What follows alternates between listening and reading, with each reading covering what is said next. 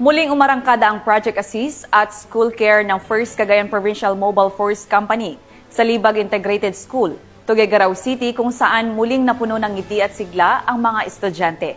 Yan ang balitang hatid ni Patrolwoman Lenny Lorenzo.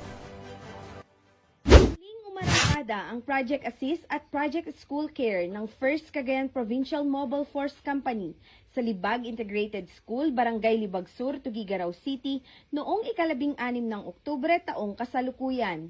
Pinangunahan ni Police Major Abdel Aziz D. Maximo, Acting Force Commander, ang nasabing aktibidad na nilahukan ng mga opisyal mula sa pamahalaang lungsod ng Tuguegarao, mga guro at mga magulang ng mga mag-aaral ng naturang eskwelahan. Katuwang ng First Cagayan PMFC ang Sheriff Falcons Cagayan Valley at Greater Northern Luzon sa pakikipag-ugnayan sa mga lokal na inisyatibang handog sa mag-aaral ni Vice Mayor Pastor Ross Resuelo at Libro Casiya ni City Councilor Tirso Mangada.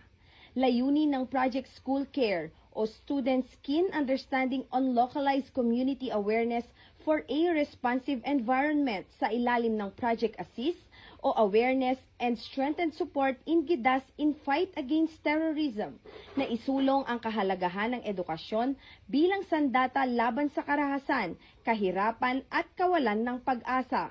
Patuloy ang First Cagayan PMFC sa pakikipag-ugnayan sa mga paaralan, lokal na pamahalaan at mga non-government organizations upang matiyak na walang batang maiiwan sa paglalakbay tungo sa kapayapaan at kaunlaran.